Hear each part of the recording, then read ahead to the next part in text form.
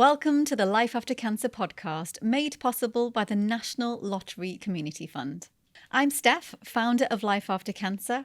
I've been through cancer myself, and I know that when treatment ends, life doesn't always return to normal. Here we talk about the emotional, practical, and often invisible parts of life after treatment through lived experience and professional insight. These conversations share real experiences and perspectives. They're not medical advice and can't replace support from your healthcare team. If you're navigating life after cancer, supporting someone you care about, or working in cancer care, you're in the right place. Let's begin.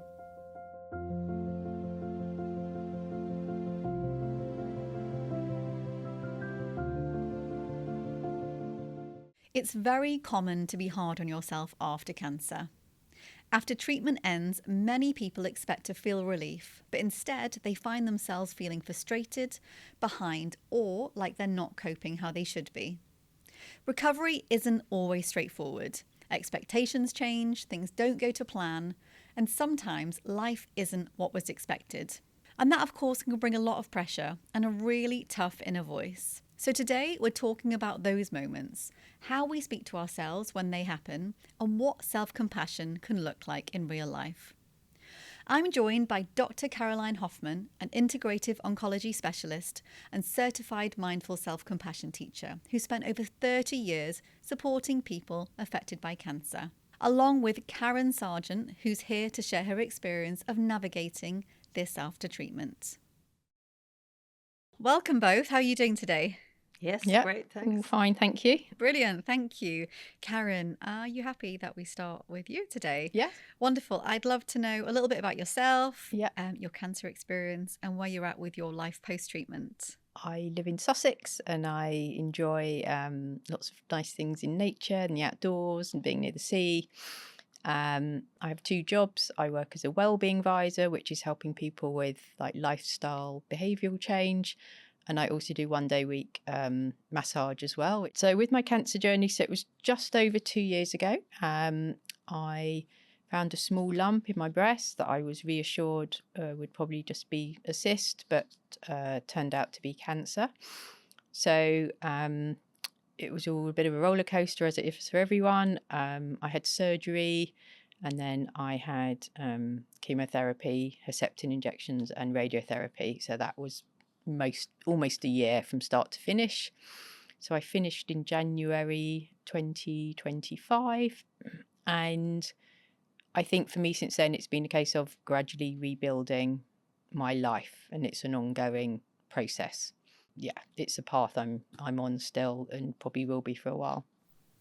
And can you take us to a moment where you might have thought, oh my goodness, I thought life might be like this, but actually it looks a little bit different now? I think I was just really focusing on getting through the treatment. It was like all the dates were in my diary, I was crossing them off, and I just imagined that on January the 3rd it was going to be the best January ever. I couldn't wait, and the reality was it was nothing like that. It was a real anticlimax, and really just felt very flat and lost. It was like, okay, now what do I do? Everyone's like gone, the medical team are gone, and I've been told to get on with things, but not quite sure what that meant really. And what was that like for you? Yeah, I felt I was really depressed for quite a few weeks. I was very depressed because I felt no one else was understanding it. Everyone was really happy for me and kept saying, oh, what a relief, and oh, it must be lovely, and you must feel so free. And I was like, it was really hard to go, nope.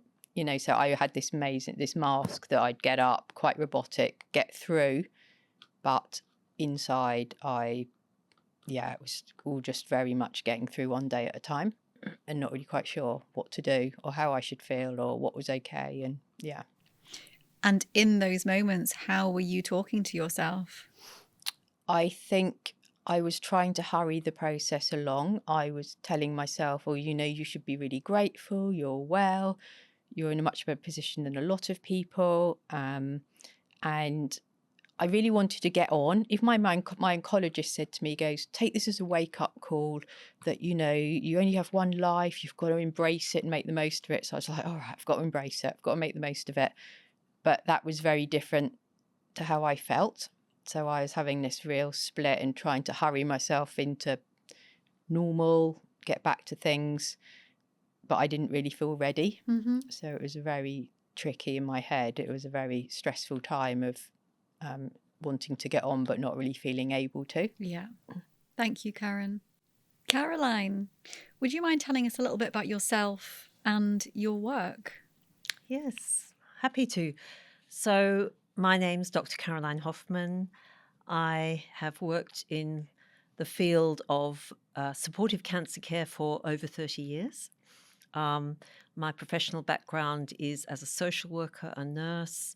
I have a doctorate in mindfulness, where I did research looking at the effects of mindfulness in people affected by breast cancer.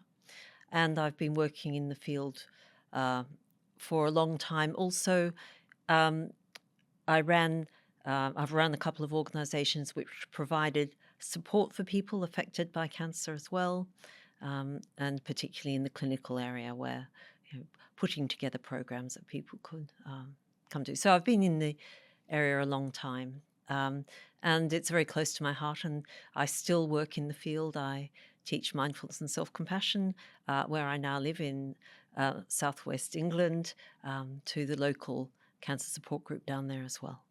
So still working in the field. Thank you. And when you hear Karen's experience, what comes up for you? What do you notice? Yeah. So the first thing I notice is how often I've heard something like that. How many people really struggle after cancer treatment finishes. And I think the thing is that the treatment gives a structure, gives you something to hang on to, because life is pretty out of control. As you said, the roller coaster starts with diagnosis and nobody knows exactly where it's going. And after the structure of treatment finishes, people live in hope that, as you said, that things would be starting to get better immediately. But the reality is often that the after effects of cancer and its treatments go on for quite a long time. And this can be things like fatigue. As you described, you really impacted your mood. You had low mood, you felt quite depressed. People feel depressed, anxious, lost, as you said. I think it's very common. All of a sudden, I've got through this, but now what? How am I going to kind of try and put my life back together? And who am I actually? I'm not the person I was before I had the diagnosis and all this treatment. Am I ever going to be able to get back to what I was doing, or is this going to be something I'm going to have to reinvent myself as? And also kind of looking at what happens with the rest of, how's it impacted my relationships, how's it impacted potentially financially. We know it's a big financial burden with cancer. So there's so many different aspects to consider, and as well as our relationship to ourselves and who we are. And it's easy for people looking in to, because it's easy for them. They don't want to have to know that you're still struggling. People often they want to think you're okay because then they don't have to worry about you. And we see this a lot, don't we, with people, how the friends we think we've got around us to support us, some of those people disappear after a cancer diagnosis because they can't cope. All for good reasons of their own, but they sort of disappear and maybe other people step forward. So life becomes really different. And trying to navigate through all of that, as well as just getting through the physical treatment and coming out the other side, and then, then how to move forward. It's really tough. And Karen described the way she spoke to herself, and we hear this often in the community. You should be grateful. You're here. You've made it to the end of treatments. Appreciate what you've got now. Why are we so hard on ourselves post-treatment when we get to that stage? Yeah, it's a great question. I think, we would like, we all live in hope, don't we? I think there's this kind of balance between hope and fear that we are navigating through life and navigating through cancer. The hope that we'll get better, the hope that we'll get back to some sense of normality, whatever that might be for us. But there's also the fear of the uncertainty of the future. And as we know, uncertainty is probably the biggest thing that people live with after a cancer diagnosis and treatment. This is, we don't know. Suddenly life, before that life seemed to be fairly, nothing certain, but it seemed to be okay. We sort of knew where we were going, but all of a sudden it's like, the rug's been taken out from underneath us and, where am I now? What do I do? So I think, this being hard on ourselves, quite interesting, being hard on ourselves comes from a deep desire to be safe. So that's, we're hard on ourselves because we're trying to keep ourselves safe.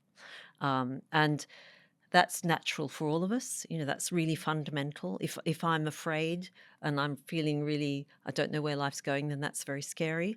And so what can I do to try and keep myself safe? And when we talk to ourselves harshly, it's not necessarily helpful, but it's familiar. I always think that, self-criticism is something we absorb. It's like from our earliest times in our life, we have people trying to help us navigate life and keep us safe in one way or another. And we learn that safety sometimes means, needing to do things differently. So we might get something wrong and we get criticized, and then, okay, well, we can maybe do something different. So it's got a function, it's got other functions as well, but that's its kind of main function. And so when we're hard on ourselves, then, it's one way of kind of motivating ourselves, but there are other ways which are better, put it that way. We all criticize ourselves, whether we've had cancer experience or not. It's part of being human. So it's about how do we navigate through all of this and sort of move forward in our lives. And I wanted to ask, why can it feel so difficult and challenging for us when expectations don't meet reality? It's really interesting, isn't it, how we have these expectations we have of ourselves. And it comes with this really deep desire for us all to, I mean, fundamentally, we all want to be loved. That's the bottom line of life. But we don't kind of walk around saying, hey, I want to be loved. We just it's just there. And it's there right from the beginning of our lives. And it's with us all the way through our lives. So it might come out, we might not consciously think that, but we want to connect with others. We want to belong. We want to be respected. There are many ways that this desire to connect, desire to belong, comes out. So what happens in this desire to, connect and belong? We notice all the times when it's not there. Yeah. So we're wanting it to be there, but it isn't there. And this is also tied up with the self-criticism as well, that, we can criticize ourselves for not being good enough, not being worthy enough, not being smart enough, not being funny enough, not being rich enough. I don't know. So many things that we can criticize ourselves, and not looking the way we want to look. And, that might, our looks may have changed as a result of cancer. We may not look the way we used to look, and that can be very difficult as well, a lot of grief around bodies that change. So there's a lot there in terms of, what we need at this time. And what's the long-term impact of that self-criticism?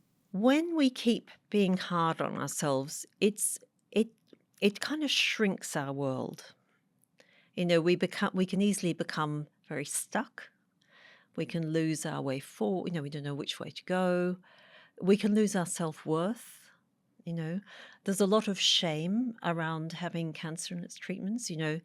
This body, which, maybe we think, oh, actually, I've looked after myself pretty well, but here I am, I've got cancer and I'm going through treatment. And so there's a lot of shame and difficulty associated with the treatment. And we could say shame is the voice of self-criticism in a way. Or self-criticism is the voice of shame, is maybe a better way of putting it. So we criticize ourselves because we're struggling and we're trying to kind of build ourselves back up. And that leads me on to asking, what is self-compassion? Would you mind explaining to us? So the simplest definition of self-compassion is treating ourselves in the way that we might treat a dear friend who's struggling. Yeah. So often, there's a difference between how we speak to ourselves when we're having a hard time and how we would treat a dear friend or someone we care about.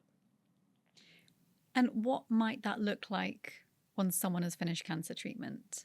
It might be the sense that we should be, as Karen was talking about, it might be the sense that we should be further along than we are. This sense of, getting back to life, making the most of it, all the stuff that, was going through your head. It's very common, that why is it taking me so long? So there's a lot of areas where we might feel that we're kind of behind. And, the interesting thing about self-compassion is that, can we start to give ourselves the same kind of kindness that we give to somebody else? Because we all would struggle. Everybody who's been through a cancer diagnosis and cancer treatment, there's a struggle. Everybody struggles. I'm not saying that everybody struggles in exactly the same way, but everybody does struggle. There's no question about that. So it's then can we help ourselves move on? And the best way we can do that is by starting to meet ourselves with some more friendliness. So rather than using harsh self-criticism, and the old voices maybe saying, we have these old voices that, we've heard from the past, and there may have been voices from family members, there may have been voices from our culture that tell us we should be better than we are, or, further along than we are. Can we start to meet some of those voices with, this is really hard. When I'm self-critical, this is really hard. And also remembering that, other people in my situation or a similar situation would most likely feel pretty much the same. So what can I offer myself? How can I be kind to myself? So we talk about 3 elements of mindful self-compassion. The first element is what we call mindfulness, which is kind of knowing what's happening as it's happening. So are we aware of how we are? That might be physically, might be thoughts going through our head, it might be difficult emotions. Can we just be aware of those? And if we're struggling, can we remember, can we say, oh yeah, this is tough, And then also we can remember what we call the second step of mindful self-compassion, which is, we call it common humanity. It's basically what I've been talking about, that other people in our position would feel pretty much the same as we do. Because we easily forget that. We easily feel isolated when things are wrong and difficult in life, Things go wrong, we feel inadequate, we feel like a failure, etc. So can we remember, actually, this is just how it is in this situation. And it's hard, and others would feel it. And then we've got this third step of kind of, well, what do I need? So this is a kind of fundamental question of self-compassion, is what do I need now? And that's a big question in terms of, it could be anything. It might be sitting down with a nice cup of tea. It might be getting outside in nature. It might be phoning a friend. It could be many things. But it also might be being kind to ourselves. So how can I start to be a bit friendlier, a bit kinder to myself? And that can be developing a language of kindness, because not all of us have had that experience. We haven't heard, when we were growing up, maybe, we had whoever brought us up, they wanted the best for us, but they were trying to drive us to get as far ahead as possible. We may have had words of quite a lot of self-criticism and, not saying that the people didn't love us, but they probably did, but it was a different way. And we may never have heard those words of kindness. So we have to start to create a language for ourselves. So sometimes we can say things like, may I begin to be kind to myself? And sometimes even, may I just start to be a little bit more friendly? I'm fine being friendly to my friend Jane. I can be friendly to her. Not so good at being friendly to myself. So can I just start to, when things are tough, just remember pausing for a moment. Yeah, this is tough. And sometimes just identifying that the toughness of where we are, it's a really important starting point. And that's the mindfulness bit. Just recognizing where I am and naming it. Yes, it's really hard. I'm struggling right now. And then we can go on with the other steps of remembering others would struggle, and remembering that, what do I need?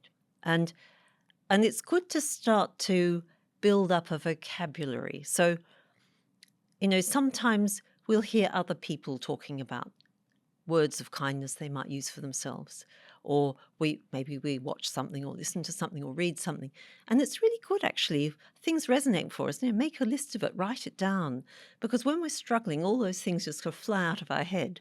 So it's really good to, oh yeah, I've got that little list I started to make. What do I need to hear? Oh yeah, may I know I belong, or may I know I'm enough just as I am. What are the words that would really help me right now? So it's this starting to meet ourselves where we are, because we're in life we're always, most of us we're always, and I notice this in myself, we're sort of trying to get somewhere a little bit different from where we actually are. Always, it's very hard just to, can I just start to accept myself? Can I start to allow myself just to be here, because it's actually where I actually am? And when we stop this kind of resisting life, resisting life actually takes up a huge amount of energy and causes us more stress. That activates our stress system, which isn't good for our immune system. We know all this. Okay, this is where I am right now. Can I just allow myself to just to be here, just to acknowledge, it's not meaning I wallow in it. It's not about that. It's just, okay, this is what's going on. So that acknowledgement, that naming, and then we can start to, see what happens then. Because once we acknowledge something and let it be, then change naturally starts to happen on its own. Do people find it difficult to be self-compassionate to themselves after cancer? Yeah, I think they do. No, most people would not choose to have a cancer experience. So how do we start to be kind to ourselves when we find ourselves faced with something we don't want, basically? It comes a kind of uninvited guest, doesn't it? And it's here and we've got to deal with it. So I think it's hard because, we want to push away things that are difficult. And what we resist, as we say in the mindful self-compassion world, what we resist persists. So when we push difficult things away, it stays more difficult.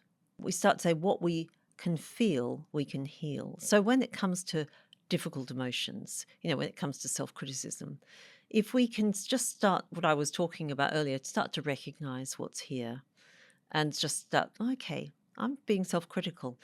Yeah, I understand that's, trying to keep me safe, but let me see if there's another way.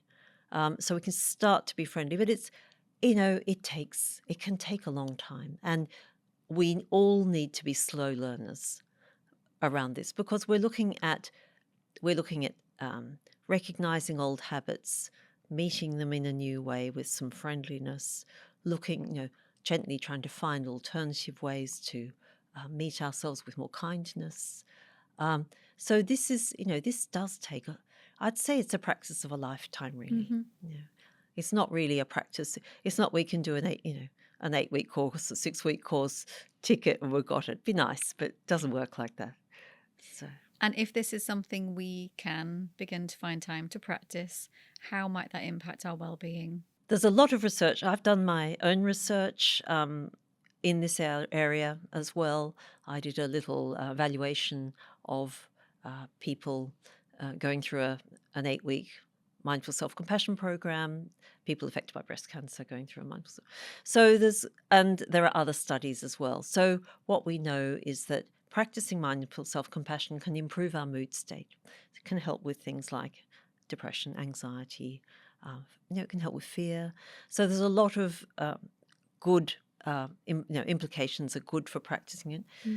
It can help support our immune system. I mean, there's starting to show that, the benefits of what we do, how we treat ourselves, psychologically has an impact on how we are physically. So it can help us in the journey to reducing fatigue, improving our immune system, and just building up resilience. We talk about mindful self-compassion really as reparenting ourselves, because some of those messages that we got when we were young, it might not have been from our parents, our caregivers, from our schools, from our, playmates. They weren't always so great. So what we're starting to do is to give ourselves the positive messages that we haven't had before.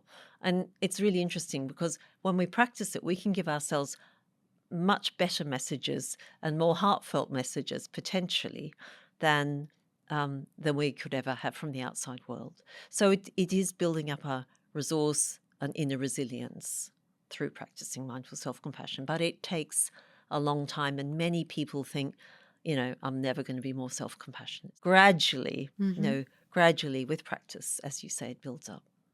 Fantastic. And what a lovely gift we can give ourselves too. Karen, I know Caroline's already mentioned this, that, being harsh on ourselves has a purpose. For you, when there was that self-criticism, did you feel like it helped or did it make things worse for you? Definitely worse. I think self-criticism is quite a thing in my life generally. And then after the treatment, it was ramped up because I was feeling a lot of regret, feeling, I've wasted years of my life. I should have been getting on. This is calm. No, and now I've got to really get on and really make the most of it because you don't know how long you've got. So all this got to get on. But I wasn't quite sure what I needed to get on with.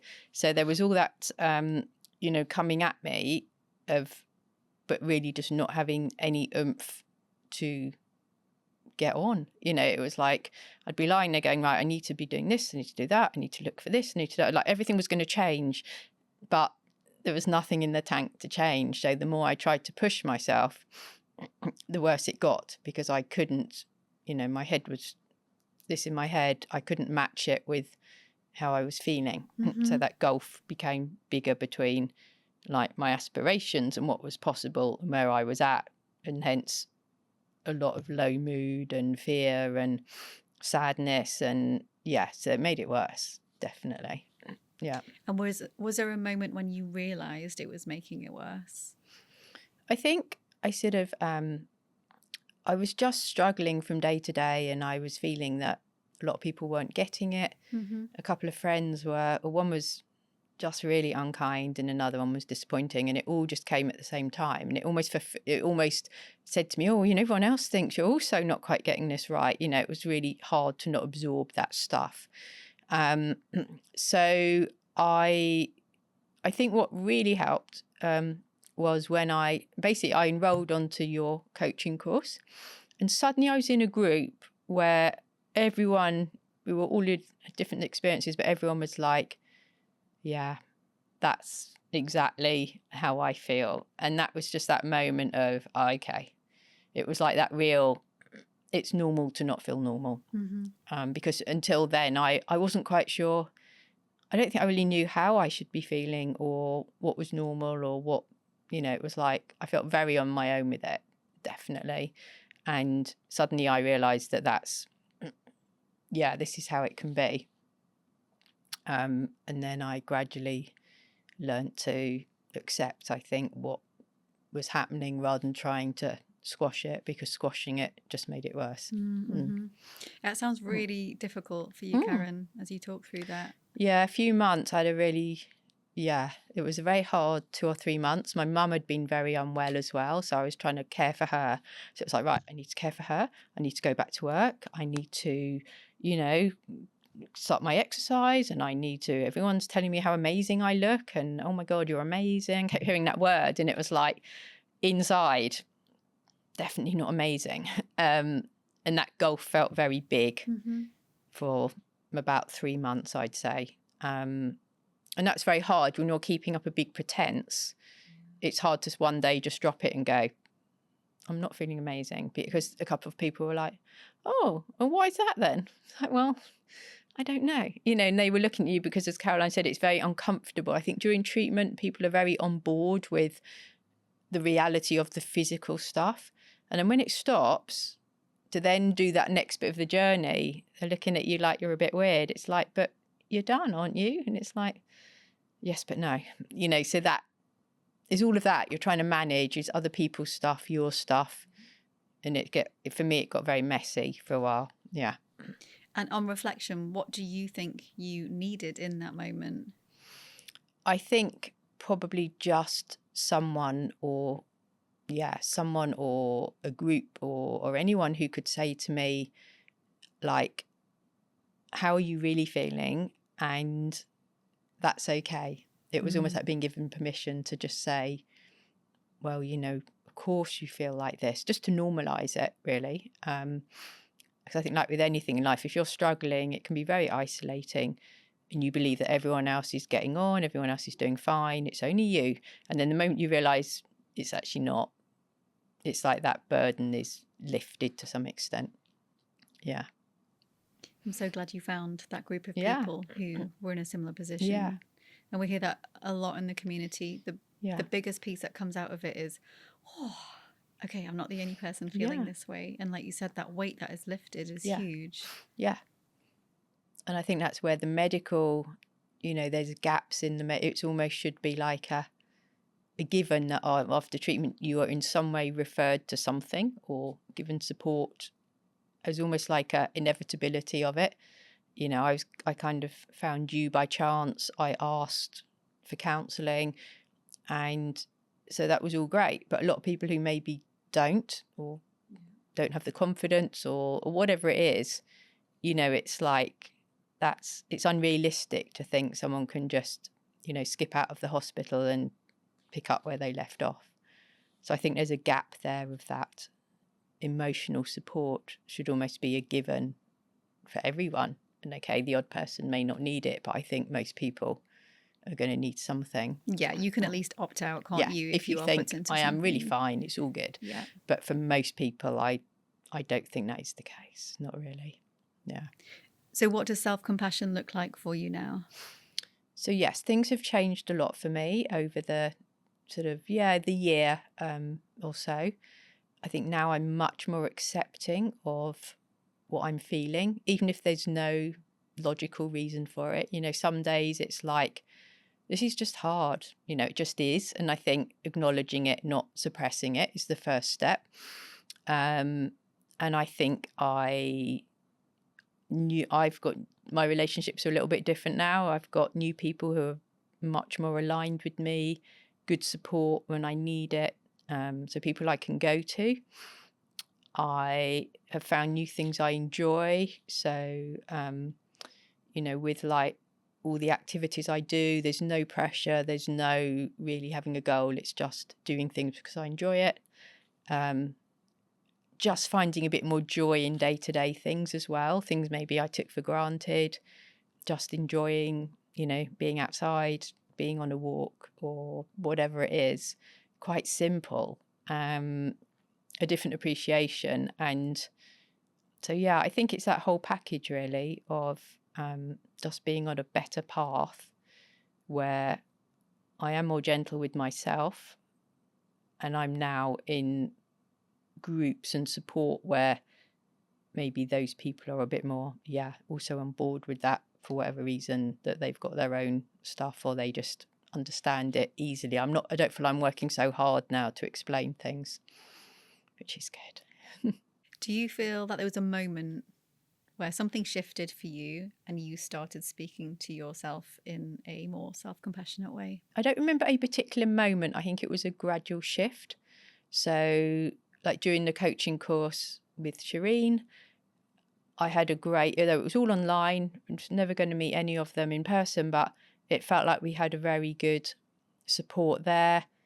And so that helped me shift in my mindset about, okay, it's like, yes, it's okay to feel like this. And also, like when I was going through the counselling, I think for me, just being able to speak about it, because I haven't been very good about that in the past, generally about things. And I was super lucky with the counsellor I saw. She was a good match for me. And it was just a nice space to just be able to get it out. And gradually that shifted as well. Surrounding myself with the right people that almost then gave me permission to allow what I was feeling to be real, be spoken about, and then, just actually helping me address some of those things rather than me just trying to contain it and push through and, push it away. So it was a gradual shift. It wasn't like one day I woke up and went, oh yeah. It was a very gradual, I think, over weeks and months, really through most of last year. So it sounds like for you, the work is done on a kind of day-to-day or week-to-week basis rather than this kind of one big moment. No, there was no big moment. And I think for me, it is very much still work in progress, you know, and probably always will be. But certainly, yes, it's still, I'm still get caught out some days by things that just happen or appear, or, you know, I wake up and it's like, oh, today's just really hard. And I think that always will be ongoing, because life can be hard without a cancer diagnosis. So when you throw that in, it's just kind of another thing to, sort of have in the mix, really. So I think for me, it's ongoing work and ongoing, just slightly shifting my mindset, really, long term. And you said that some days you might wake up and, of course, you might feel, you know, a bit more heaviness than you did the day before. Definitely. And I'm sure lots of people will resonate with that. What would you do differently now than you might have done a few years ago? I think now I try to be more accepting of whatever it is that's going on. And then I just try and sort of think about, okay, what can I do that's going to make today feel a bit more doable? So is it that I've got, 20 things on my list and actually it's only realistic that I can achieve 10 of them? So perhaps I need to prioritize. Perhaps I need to, cancel something that I had planned, and I it's really, really hard for me to do that. But a couple of times I've had to go, not today, we'll do that another time. Or just in some way make the day feel a bit more manageable. And again, finding maybe just some joy in a very simple thing, just going, okay, for 15 minutes, I can have a break, I can go and sit outside, or I can go for a walk, or just do something that helps get me in a better mood. And I always try and start the day with some form of exercise, even if it's just a short walk, because that really helps me reset the compass. And then the moment I've done that, I'm like, okay, it's time to then, in your head, you can process things and feel that that maybe what's ahead isn't as difficult as it was when you first woke up. Thank you. Caroline, you spoke about an exercise called How Might You Treat a Friend? Please could you talk us through that, and also just share when someone might use that exercise? Certainly. So how would I treat a friend is this exercise where we can start off by just thinking about a good friend who maybe is struggling. And it might be that you just think of one incident, or maybe you've known them for a while and you can think of a few times, and you just bring that to mind and maybe think about your response to your good friend when they're struggling. So how would you respond to them? So it doesn't matter whether you're in person or on the phone, but, for example, what might you say to them? What kind of things might you say to your good friend? What sort of tone of voice might you use? If you are in person, maybe there'd be some physical gestures, you might give them a hug or whatever's appropriate for that relationship. So that sort of warmth and caring and kind of just listening to them as they tell you, responding kindly. And then the second part of the exercise is really about thinking of yourself. So when I'm struggling, how do I, treat myself? So maybe think of an incident when you're struggling. And, for the purpose of doing this for the first time, just choosing maybe not the biggest struggle you ever had, because, we don't want to overwhelm ourselves, but just maybe think about, something that's going on, about a 5 out of 10 in the distress scale. So something where you bring it to mind, you think, oh, yeah, that's difficult. I'm struggling with that. So maybe bringing something to mind and then just noticing what you would typically say. What would you typically say to yourself when this happens? How do you respond? What kinds of words do you use towards yourself in this situation? Particularly interesting what kind of tone of voice we speak to ourselves with. And also maybe noticing what happens in the body when things are difficult, what how do we respond? Do we get tense? What happens? So maybe just noticing that, and then pausing again for a moment and just kind of noticing if there's a difference. Was there a difference between the way that you would respond to your friend and the way you would respond to yourself? Some of the research that's been done shows about 76% of people are kinder to others. About 16% are about the same. I'm not sure where all this 16% is, by the way, but anyway. Yeah. And that leaves 6% who are kinder to themselves. And that normally, it's not normally the kind of people we generally run across in everyday life. So, if we're finding we're kinder to others than ourselves, then we're in good company. Most of us are like that. So this is where it can be helpful then to start to, really think when we're struggling, okay, well, how would I maybe think of a good friend and who maybe think if they were going through what I'm going through, what would I say to them? And starting from there. And in the past, you've spoken about a self-compassion break that someone could use in the moment when they're finding things difficult. Could you talk us through that, please? Yeah.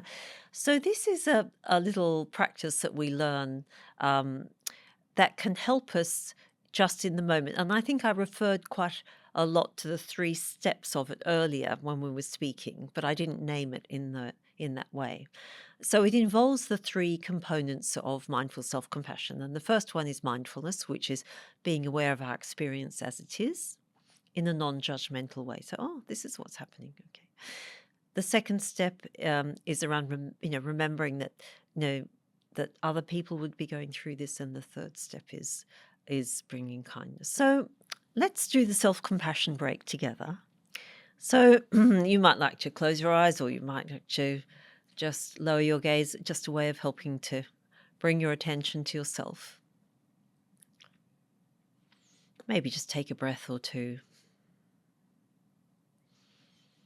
And I'd just like you to notice, so for the purposes of learning this, you might like to bring to mind a difficulty that you're having.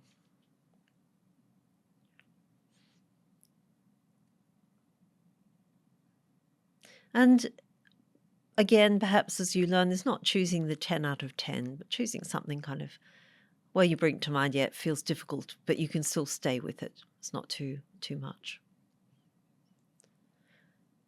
And just starting to notice, what's here for you. So what are you noticing? What emotions are you noticing when you bring this difficulty to mind?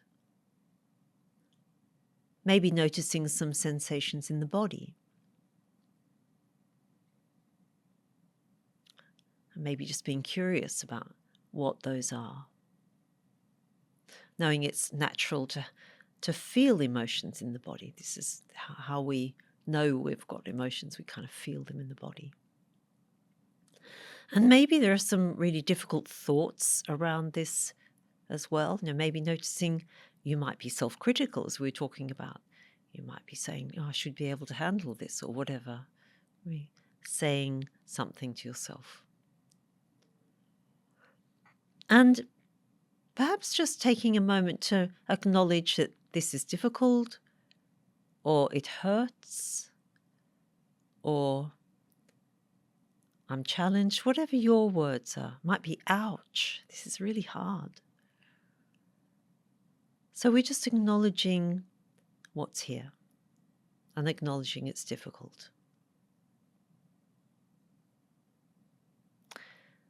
And then we're going to move on to the second step, which is what we call common humanity. And what that means is that other people in the same situation as us would more than likely feel just the same.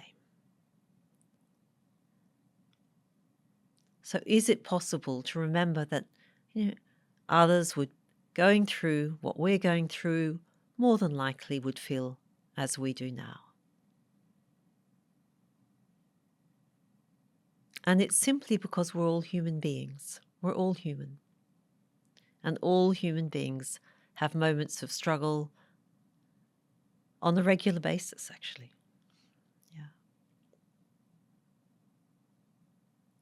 And then the third part is the self-compassion, bringing kindness to ourselves because we're struggling, because it's difficult. So what do I need now? What might support me? Would it be offering perhaps words of kindness, words of acknowledgement? It could also be offering ourselves some encouragement, or it might be offering ourselves a boundary. It might be saying no. It might be just saying no more of this. So we can offer ourselves words that feel helpful. We might want to take actions or behaviours, do particular behaviours that support us. That might be whatever feels right for you. It might be taking a nap, might be getting outside, might be having a cup of tea. Whatever feels helpful for you. It might also be just something simple like taking hold of your own hand or placing a hand on the body to offer yourself some soothing touch anywhere where it feels good for you. So just in the way we might support someone else when they're struggling, we can also support ourselves and feel the touch of our own hand on our own body.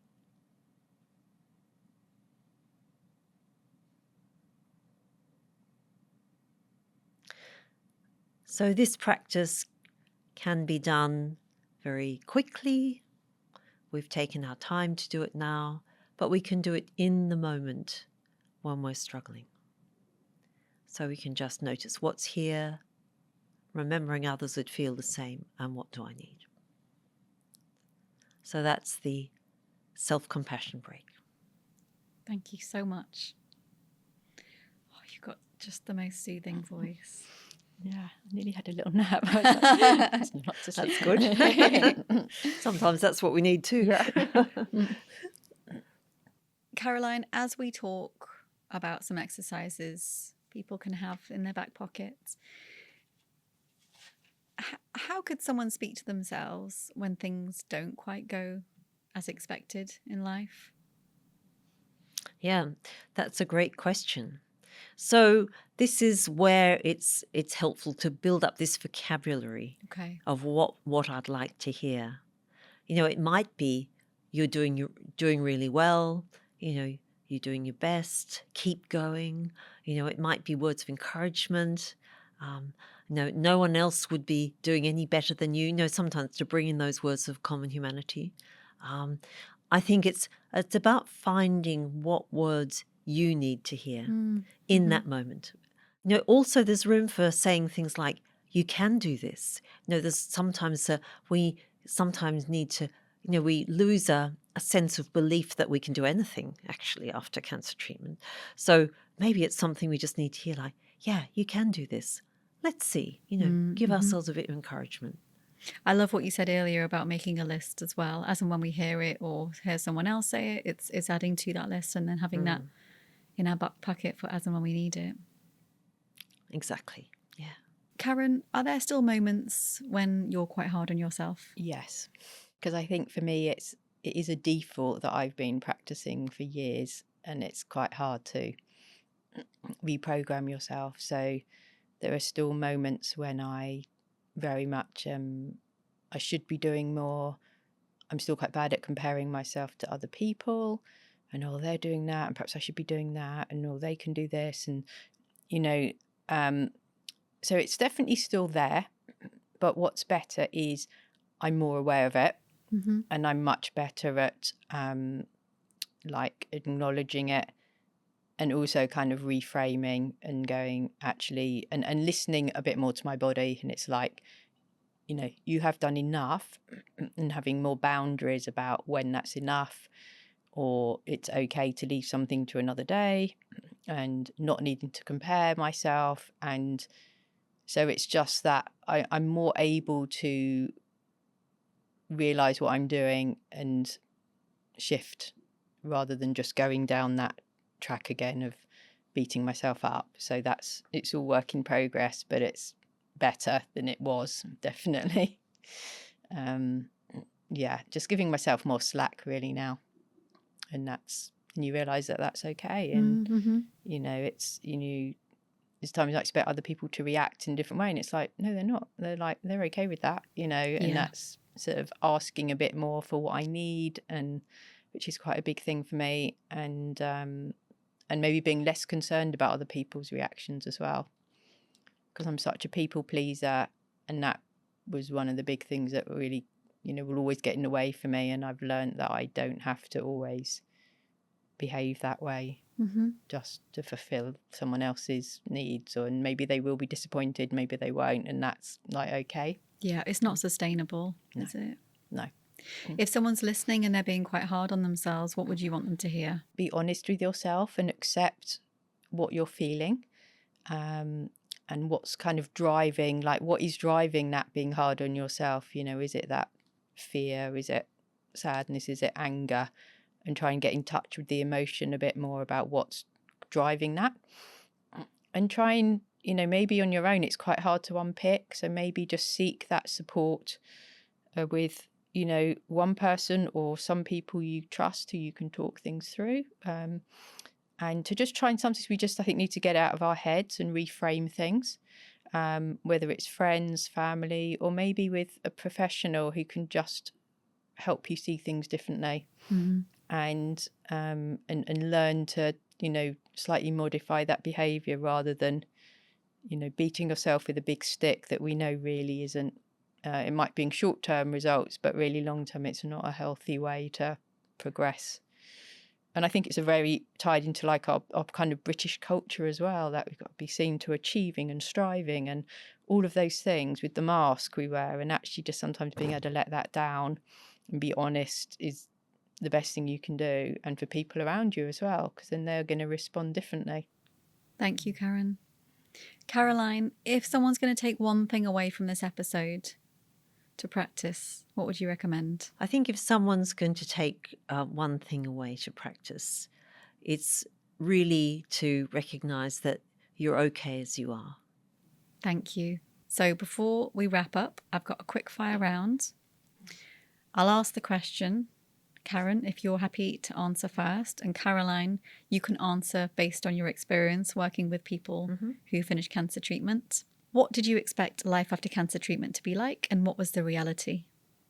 I thought I'd be relieved and excited about the future, but in reality I was very low in my mood and very lost. Yeah, and I think feeling low and lost is incredibly common. We know the physical after effects of treatment go on for several years sometimes. And the emotion, during treatment, we put our emotions to one side almost to get through the physical treatment. And then, no surprise, lo and behold, up they come. So all the difficult emotions we've kind of just kept at bay to keep going come up, and they need to start to be met. So that's why it's so hard in the beginning, and that's why all the things we've talked about are so important about finding connection and finding support. What surprised you the most about life post-treatment? I think it's taken me a lot longer on the recovery journey, if you like, than I expected. I think I thought I'd sort of bounce back quickie, but I haven't. So that was a surprise. And I think that's very common. When you have cancer diagnosis and treatment, you haven't had it. Most people, it's the first time. You haven't had it before. You don't know what to expect. So, I think we really wish we would bounce back really quickly, but sadly, it doesn't usually work like that, and it just takes that much longer. So, really inviting people to be really kind and patient with themselves, and I'm sure they will get there, but it just takes longer. What's one thing you wish someone had told you about this stage? That it was a real thing to expect. I think to explain that, there's going to be a bit of an aftermath. It is going to take you a while, and that's very normal. I think that would have been helpful to really hear that, because I was just, you're just discharged with your bloods, and none of this is really explored with the medical team unless you find it for yourself. I think that's common. I understand why the medical team don't want to talk about it during treatment, because you've got enough to go through, but it's then making sure that people actually understand what's going to happen after cancer at the end of treatment. And I think that's an area which can be missed. I think some teams are good at doing that, but I think a lot of teams, especially when different types of treatment are finishing at different times, who's going to pick that up? So I think, yeah, it's something that we all need to be aware of. What's one thing no one tells you about life after cancer? I think it's the whole seeing the world differently. There's certain things now that I see differently, and maybe things before I ignored or didn't want to, but it's like everything's sharpened. So just how your perspective shifts, I think it almost has to, and to some extent you faced, potential serious illness, maybe even death. And I think when you've come through that, you don't go back to the person you were. It's different. And that's okay. I think be prepared for it to be different is, I think, would be my strap line. So I think one thing no one really tells you is how it's going to be. You can find yourself immediately on diagnosis, thinking of the worst, and then having to reel yourself back to where you actually are. And I think no one can really tell you what's going to happen. And I think that's hard. It's the uncertainty that's so hard to live with. What helped you the most after cancer treatment? I think finding people I could really connect with. So once I got on the coaching course with Life After Cancer, just having that support and understanding really helped me. And then having other positive influences in my life. So finding things I really enjoyed, however simple that was. I was fortunate to have a great therapist. I was fortunate to have friends who were there for me. Not everyone, but those. And it's almost like having that little toolkit of different things that you can pull on that helps you through the difficult times. So yeah, it's like having bits of a jigsaw that gradually help you rebuild, and people who get it, and situations that aren't stressful or awkward or where you have to behave differently to how you are. I think that's important to allow the healing, really. Caroline, in the individuals you work with, what do you see helps them the most post-treatment? I think many of the things that Karen's touched on, I think authenticity. I think an understanding of the complexity and the individual nature of going through cancer. Everybody's different, have different needs at different times. So I think having someone there who can really listen deeply without trying to advise, without trying to fix, but really hear you and be able to, work with you as to what you need. Karen, if anything, what do you wish someone would have told you to expect post-treatment? To expect the roller coaster of emotions. It would have been helpful to have a bit, and I appreciate it's different for everyone. No doctor can give you a prescription about how it's going to be, but I think, be prepared for this, be prepared for the roller coaster. As I say, this great need at some level to get on and make the most of every day and embrace opportunities and all this stuff we're meant to do, with the reality of actually you're so tired and so lost, you don't even know where to start with embracing anything. So I think to have a little bit more of a heads up about, this is what you might be experiencing, this stuff in your head, this tug of war, if you like, about what you should be doing, what you feel able to do, and the impact maybe on people around you, would have maybe helped me feel a bit more prepared for last year, as opposed to it just sort of hitting me in the face. Karen, what is it really like when you finish cancer treatment? It's like landing in a foreign city without a map, and you just go, I don't know. So yeah, a very strange abandonment feeling, even though you should be delighted that what you've been through has stopped. You don't want chemo for life, but equally, yes, it's a very strange feeling. I love that. It's like landing in a foreign country with no map. I think lots of people will relate to that. So I was going to say this idea that people often talk about, the cliff, don't they? Sort of all of a sudden, as you say, abandoned, and you're just there on your own, and completely alone. Suddenly, all those people have said goodbye, and now what? Yeah. What's something someone might have said to you post-treatment that wasn't very helpful? Yeah, I think there's two things. So one was sort of people asking about my plans and what are you going to do now and how are you going to sort of like how are we going to celebrate this at a time when I wasn't feeling it. And also people are very keen to share stories about other people they've known on the journey, and I had this throughout the treatment, not just afterwards, and some of those can be useful in my friend had cancer 20 years ago, she's now fine, and that's quite comforting. But sometimes some of the bad stories, it's amazing what people tell you. It's like, oh, my friend had treatment and then 10 years on she's had secondary, and it's like, wow, is that meant to be helpful? It's really interesting. So I think some of the stories people shared were not helpful, and also that sort of expecting me to have a plan and feel excited about things very quickly, and function in a normal way. I mean, one friend said to me, I wasn't there for her in January when she needed me, and it was like 2 weeks after I'd finished my treatment, and in some way I let her down, and I was like, I'm so sorry, I just I was really struggling. And even to this day, she didn't get that. She didn't get that. And she still doesn't. And that's hard, when you're really struggling to function every day and someone throws that at you, it's like, my tank's so empty. But I think that's where other people, they see you as over it, as if you'd had your tonsils out. You're over that now. It's hard when you don't feel over it. Yeah. What would you have liked to have heard instead? What would have been helpful for you?